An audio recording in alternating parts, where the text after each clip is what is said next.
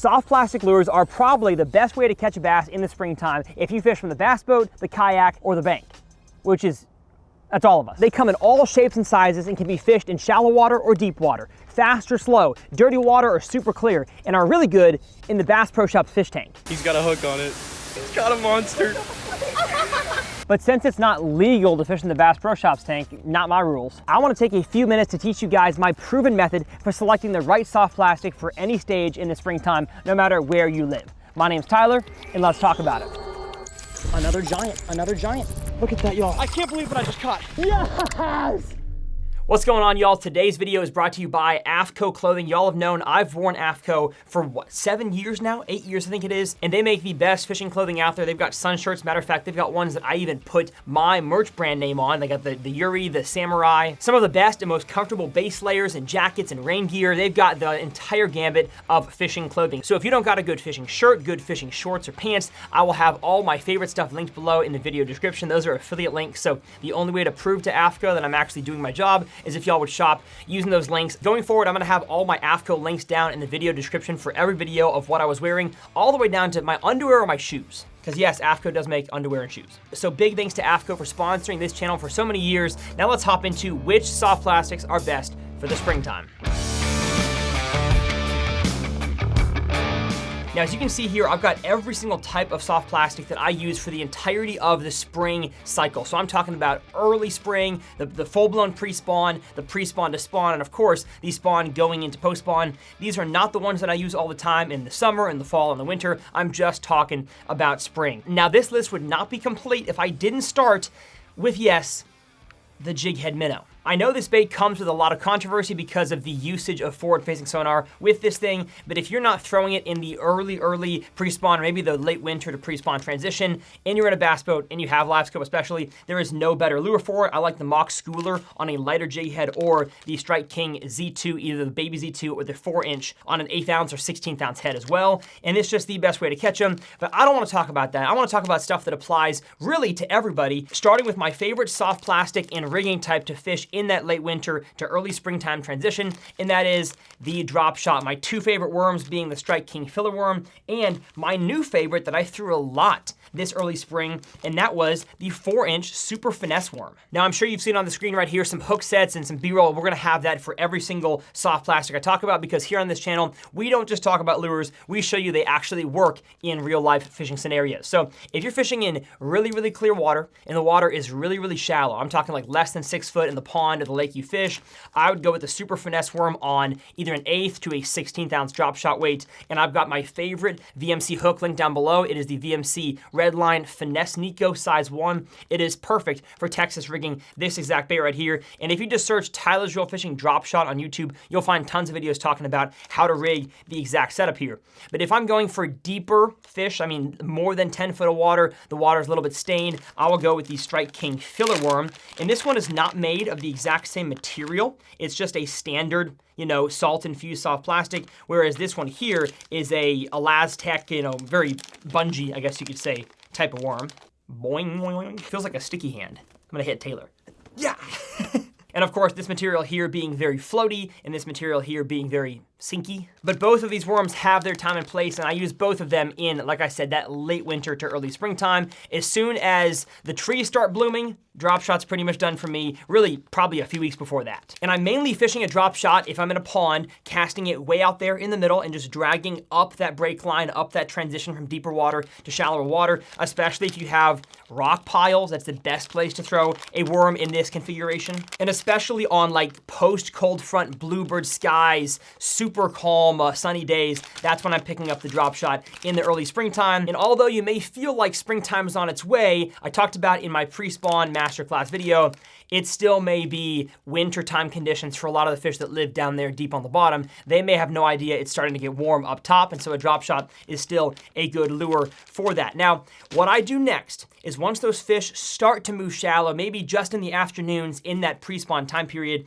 is I'm going to fish a swim bait. And this here's my favorite top hook. It's actually a line through bait right here. But even though I mentioned that the fish are going to be moving shallow, I'm not actually fishing this as shallow and as fast as I could. My number one way to catch a big bass that I'm gonna tell you guys over and over again is by fishing a bait like this, whether it's this one or a rage swimmer, but a heavier hook. This one here is weightless. We'll talk about that here in a second.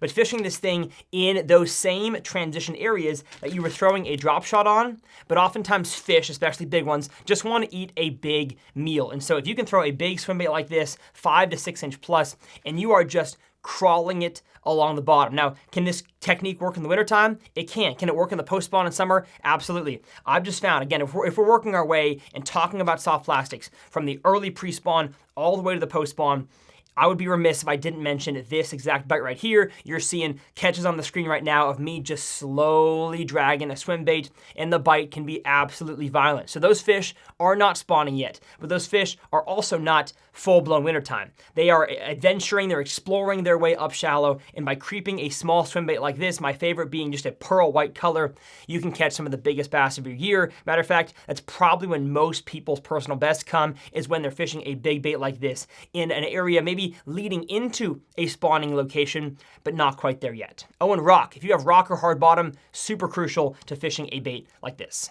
Now, once that water starts to warm up just a little bit more, and man, you are excited to start hitting the banks, put the brakes on, because it might not be time yet, and that's where I start throwing a soft plastic worm. And the one that I pick up 99 times out of 100 is a stick bait. This here being the Strike King Ocho, my favorite one for Texas rigging. I found this thing, especially on a weightless 5 or 6/0 hook, just really falls super good on a Texas rig. It kind of shimmies and falls nose first like this. And I throw the 6-inch for similar reasons to why I throw a 6-inch swim bait. And that is because I can still catch and get bites from smaller fish, but the 6-inch Ocho just seems to get a larger than average size bass. I will have a screen recording right here showing my biggest bass ever caught on a 6-inch Ocho, and this was in the full-blown pre-spawn when the fish were wanting to move shallow and feed on moving baits, but I had cycled through all of these swim bait and the slow-moving spinnerbait fish that I caught that day. I went back through the area with the 6-inch Ocho and caught the biggest bass of the day. It was not close to spawning. The water was still in the upper 50s, but the fish wanted a very slow-moving, big, whatever a worm represents type presentation. Now, I've got other soft plastic craws and creature baits and other worms. Do I throw those in that same early pre-spawn time period?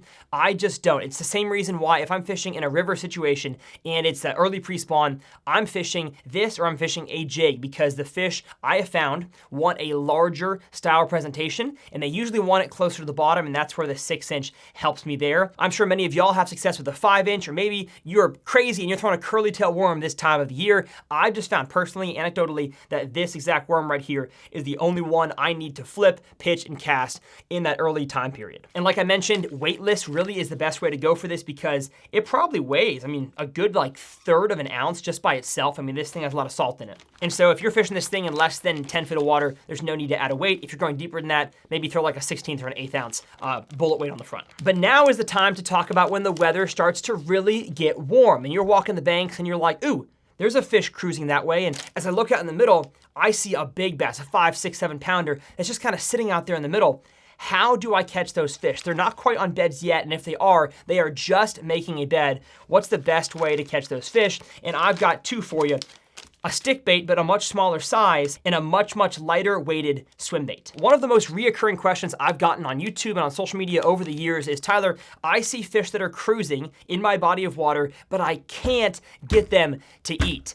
And so what lures do I throw? Well, you have to go super weightless, very, very natural, and the biggest key is to lead the fish where he's swimming. So let's imagine this here is a 4-pound bass. He's cruising the bank, looking for a place to spawn, or maybe if he's a male, looking to attract a female to spawn with. If he's going this way, you don't want to cast your lure right here, because you're going to spook that fish 10 times out of 10, unless somehow he's like crazy aggressive. Hardly ever happens. And you of course don't want to throw it over here, because he just left that area. He's swimming this way. I think you'll see in pond 115 in the 200 pond series that I just filmed, I was fishing this lure right here, a soft plastic Mach stick. It is, in my opinion, the best stick bait out there to wacky rig weightless.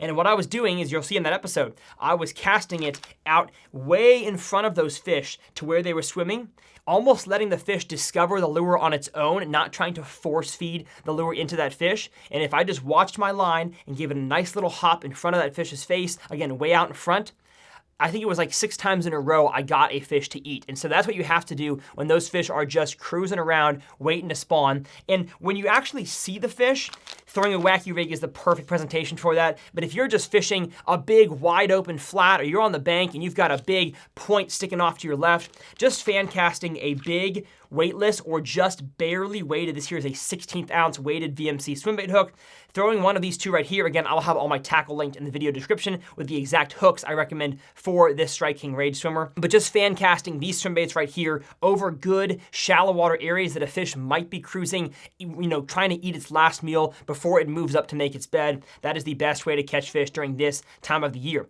Am I throwing a vibrating jig when the conditions are super calm, clear water, and the fish are cruising, getting ready to spawn? I'm not. A spinnerbait? I'm not. A big swim bait off the edge of the break? You can still catch a big fish doing that, but if I just want to catch fish, have a good day, I'm fishing one of these two soft plastic categories right here. And as you'll see in pond 115, I had crazy success using these two baits. Now, as we get to the full-blown spawn time, your lure selection as far as soft plastics go widens up completely, because when those fish are on beds, oftentimes they're dumber than they usually are because they are protective to that area. But if you're not fishing in the right location, where the fish are spawning or moving to spawn, you might have some horrible days. Even though it's springtime, the weather's fantastic, you want to be out there. So I'm gonna make a kind of a spring spawn masterclass video here on the channel. Stay tuned for that. But like I said, your soft plastic selection widens entirely. So if you want to bring back in the drop shot to throw around spawning areas, maybe for fish that are super finicky, you can. If you want to throw a big old swim bait on a bed, Taylor, camera guy, he's been killing them on beds lately. I wouldn't say killing them because he doesn't kill them. He's been catching them pretty good by throwing a 5 and a 6-inch version of this bait on their bed. So obviously a big bait can get a fish to bite.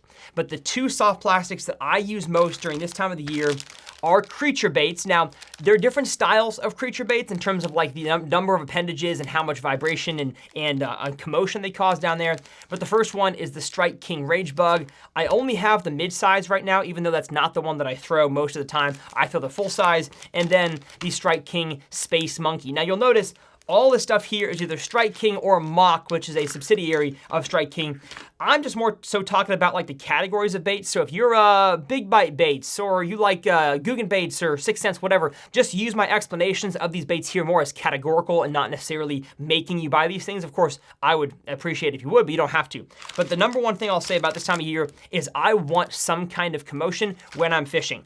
And believe it or not, a Space Monkey has more commotion than your average craw, which is why, if I can open the dang package, I love it. Oh, the claw, there it is. And as you can see here, it's got the two big Rage claws right here that are actually longer than your average Rage claw, and then it's got two Rage claws on the sides, and it's a longer presentation than both the Rage Bug and actually, you know what? It's about the same as the Rage Craw. So it's just a bigger, more draggy, I would say, where I like to cast it out there and just drag it around the bottom. That's the best way that I use this thing. So if the bass are spawning and it is rocky bottom, it is gravel bottom, it's sand bottom, that kind of thing, I am using the Space Monkey just to cover water. So I've got it on a 16th or an 1/8 ounce weight. I'm casting it over a spawning area, and I'm just dragging, almost like a Carolina rig, where I drag it 2 foot, I let it pause for a second. Another 2 foot, let it pause for a second. That's where I use this Space Monkey most often. And actually, there's a sneaky thing I do to the tails on the Space Monkey that I'll let y'all watch that video that I have linked down below. But if I'm fishing around cover, so if I'm flipping around cattails, around lily pads, boat docks, I'm either fishing this bait here, the Strike King Rage Bug, on the back of a jig, or just by itself with like a 1/4 ounce weight, again, a little bit heavier than I would during the early pre-spawn. And this thing just slips through cover a little bit better than the Space Monkey. So I wish we had the full size to show you guys. Again, I'm all out of them, but the profile is just a little bit different between these two. This is able to get into those little holes in cover a lot better than this is. That's why this is my open water dragging spawn soft plastic, and this is my pitching and flipping in cover soft plastic. I throw the full size Rage Bug and the Space Monkey both on a size 4/0 VMC red line wide gap. And again, I've got it all linked below. Now the question arises, do you need a white soft plastic to flip on a bed when you're actually visually sight fishing? You don't, but at least for me, it helps. If the fish is committed to the bed and he wants to eat, or actually I shouldn't say he wants to eat, he wants to be pestered, he's fine with that, then white works really well for me because I can actually back further my boat, my kayak, or on the bank away from the bed, and using my polarized sunglasses, squint my eyes, and I can still see the white of that bait, and when it disappears, I know it's time to set the hook. But oftentimes, if the fish is very finicky, using a natural color like green pumpkin or watermelon, a more bluegill imitating color, is a great way to catch those fish because I feel like it gets more bites. I just prefer white if the fish is committed. So on either one of these baits or a rage craw, I will throw white if I'm actually bed fishing. Now, are creature baits the only ones I throw during the spawn? No, I'm also reaching back for the Mach stick or the 5-inch Ocho, and I'm throwing those wacky rigged, especially around boat docks, whether they are suspended over deep water, and in that point, I'm really going to the stairs leading down to the dock, or I'm fishing the end of the docks in like super shallow water, a dock that's cemented to the ground in 4 to 6 foot of water. A wacky rig is a great way to catch those fish that are maybe just pulling up to spawn or have made their beds around the edge of the dock poles. So I'm gonna reiterate one more time, if it is full-blown spawn, the water is the lower 60s to high 60s, you can fish basically whatever soft plastics you want. Those are just the ones that I have found most effective for the spawn scenarios that I fish where I live. And now as we get past the spawn to honestly a time period that I don't really enjoy all that much because the fishing is generally tougher. The fish just finished spawning. They are tired, they're exhausted. Oftentimes they are guarding their fry up shallow or the females have moved offshore. It's just a tough time to get a bite, but you can still catch them on soft plastics, and that is the post-spawn, which of course still fits in the springtime umbrella.